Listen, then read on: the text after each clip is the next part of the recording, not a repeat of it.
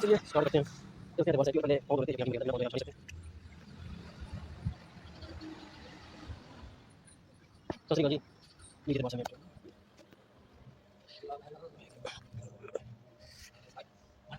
और ये है जोत तो लगा कर चलिए लेते हैं थोड़ी सी। चलिए इस पर करना है।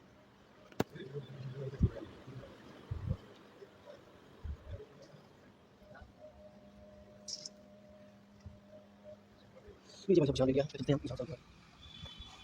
निशान साहिब ये तो माथा टेकने देते हैं। तो देखिए भाई यहाँ है तो मजेदार देख रही है। ये यमुना भाई उत्तराखंड से हिमाचल होते हैं ना, यहाँ से नहीं होती है। और थोड़ी आगे जाके टाइम नीचे का थोड़ा से थोड़ी सी आगे जाना होता है। वो भी पीछे में होती है। वो भी आपको बताएंगे। ये देखिए क्या नजारा है वाह, इस मौसम में आने वाला है। वो देखिए दूर और ये पत्थर लगाने पहले नहीं लगा दिए उस काम से जगह पे वो जो पीछे साइड में रही है पहले करने के लिए थोड़ा काम दिया ध्यान देगा। वो भी 3 मिनट काट रही है। ओके एक दिनों में जाएगी मौसम देखिए।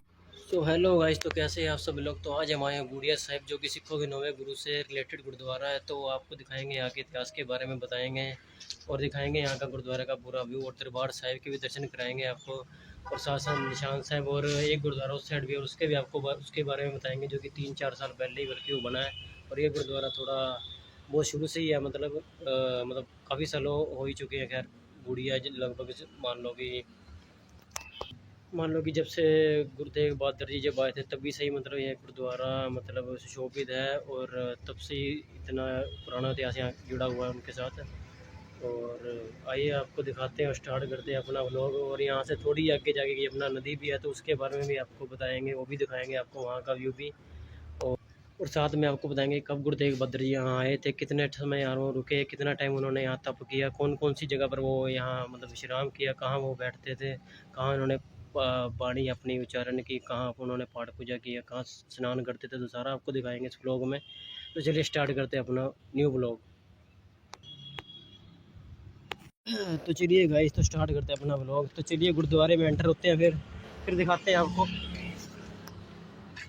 गुरुद्वारे का अगला सीन। कहाँ से एंट्री है और कहाँ दरबार साहिब है। चलिए चलते हैं।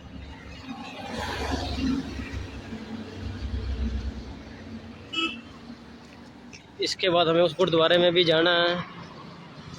पहले यहाँ माथा टेक लें, फिर उसके बाद वहाँ जाएंगे और वहाँ के बारे में बताएंगे कि वो कब बना था, किससे रिलेटेड है।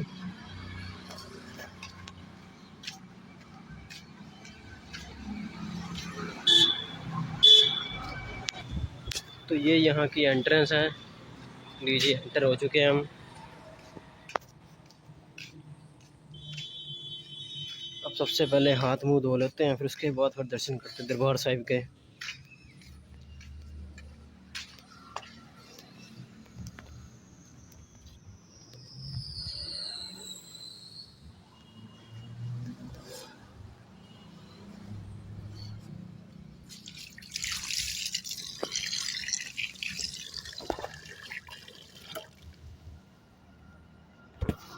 चलिए स्टार्ट करते हैं, चलते हैं दरबार साहिब की। और पहले पाँव धो लेते हैं, जो कि यहाँ की मर्यादा, बिना पाँव धोए आप जा नहीं सकते।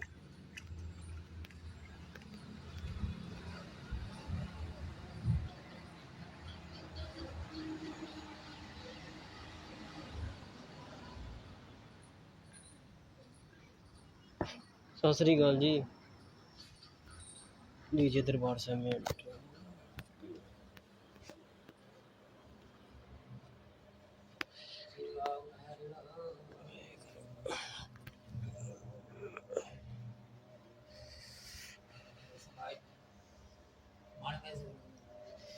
और ये है यहाँ जोत ताला लगा रखा था। चलो इधर से ले लेते हैं थोड़ी सी जोत।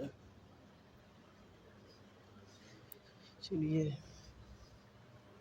के साथ परिक्रमा करने।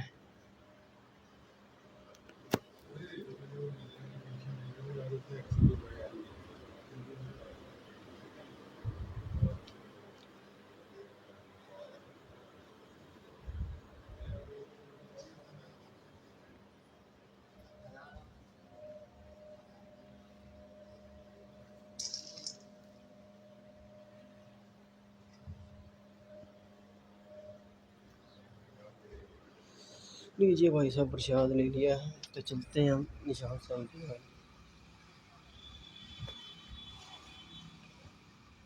निशान साहिब जब तक माथा टेक नहीं लेते तब तक समझ लो कि वहाँ माथा टेकने का भी कोई फ़ायदा नहीं दरबार साहिब में। तो ये भी एक मर्यादा है जो गुरुओं से जुड़ी हुई है। देखिए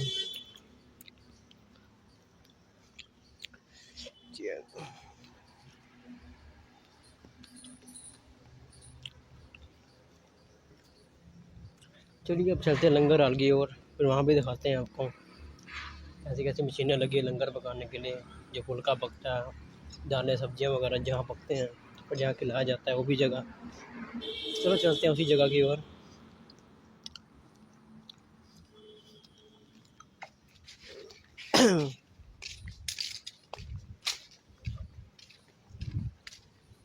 वैसे आज तो दिन का सोमवार का है। ये वो मशीन है जहाँ रोटियां पकाई जाती हैं, लंगर पकता है, ये वो जगह है।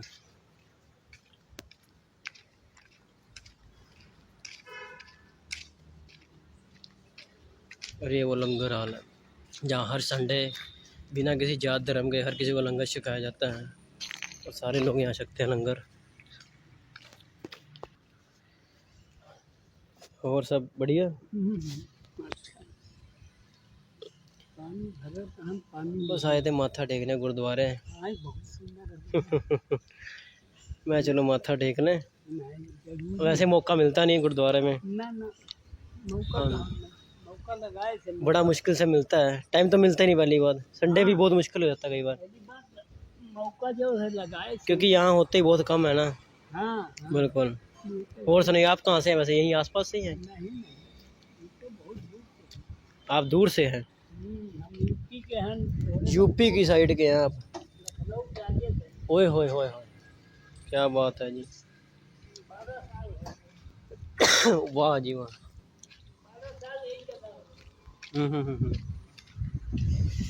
चलिए अब दिखाते हैं आपको दूसरा गुरुद्वारा जिसके बिल्कुल ठीक सामने है, जो कि 3-4 साल पहले ही बना था जस्ट। और मुझे ज़्यादा याद तो नहीं है लेकिन इतने सारे बने होंगे, लेकिन जो मेन ऐतिहासिक गुरुद्वारा वो यही है, वो जो हम दर्शन कराए थे आपको थोड़ी देर पहले।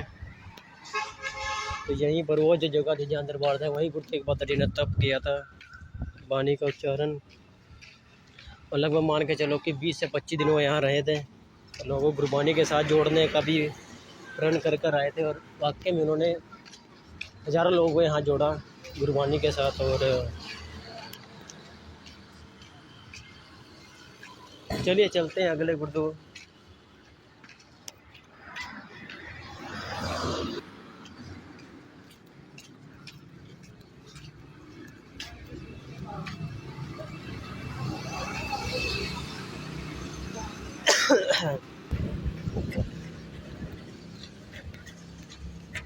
और बहुत दुनिया यहाँ जुड़ी हुई है, चाहे हिंदू मुसलमान सिख चाहे कोई भी हो, हर कोई यहाँ आता है और माथा टेकता है और श्रद्धा भावना से अपना बेटा चढ़ाते हैं।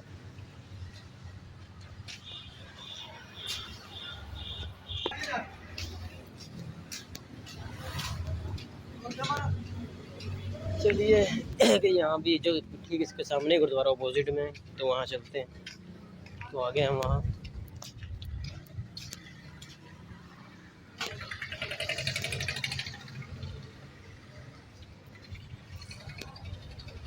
चलिए यहाँ भी होते हैं एंटर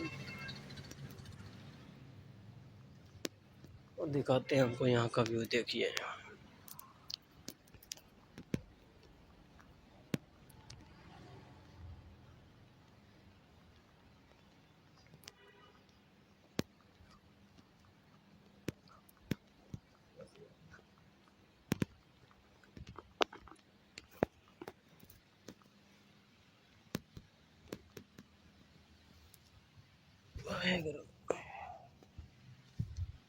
देखिए गुरुद्वारा, क्या सुंदर गुरुद्वारा शोभित है।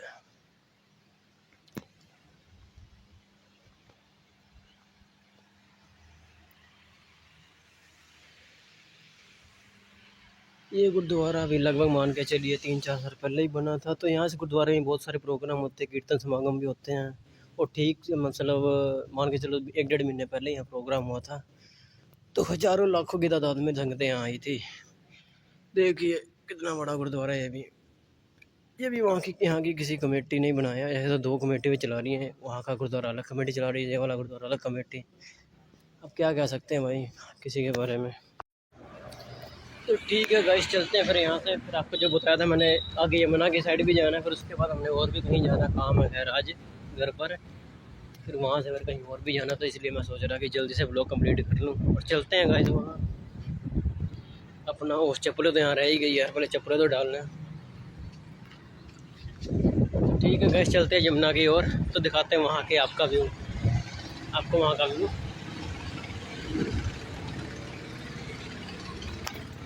चलिए, तो फाइनली गाइस हम पहुँच चुके हैं यमुना के पास, तो आइए दिखाते हैं आपको यहाँ का व्यू। और ये लगभग यमुना मान के चलो 1.5 किलोमीटर दूर है गुरुद्वारे से, तो जिस गुरुद्वारे हम गए थे। तो आइए दिखाते हैं आपको यहाँ का व्यू और फिर बात करते हैं इसके बारे में, कहाँ से आती है, कहाँ से कहाँ तक जाती है और कहाँ से निकलती है।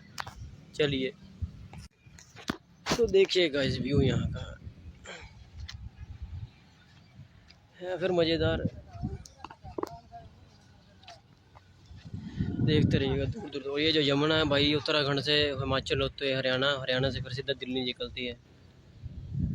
और थोड़ी आगे जाके डैम भी बना हुआ है यहाँ, जिसे कहते हैं तादुपुर डैम, इसे थोड़ी सी आगे जाना पड़ता है। वो भी रास्ता पीछे हमने छोड़ दिया है, वो भी आपको दिखाएंगे।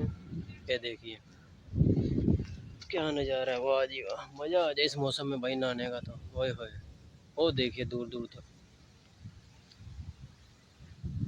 और अब ये जो पत्थर पुत्थर लगाए हैं, पहले नहीं लगे हुए थे लेकिन अब इन्होंने लगा दिए हैं, और बहुत काम चल रहा है यमुना पे।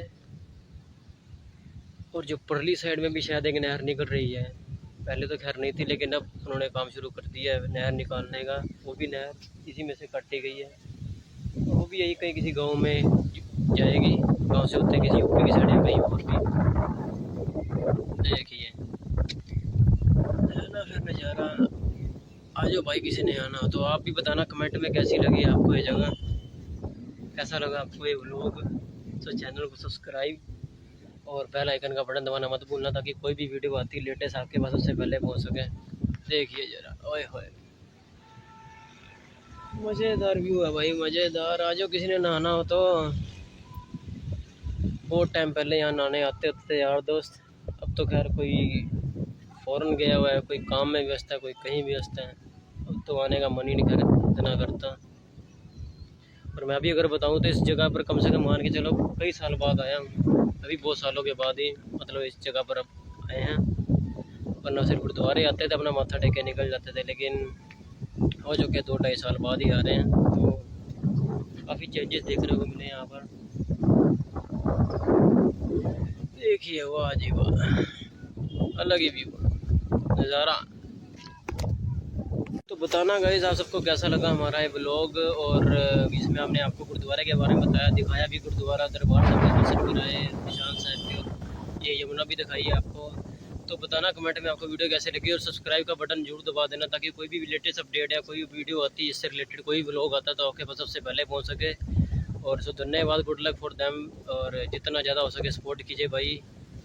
सो ठीक है, फिर हम एंड करते हैं अपने ब्लॉग का। ओके।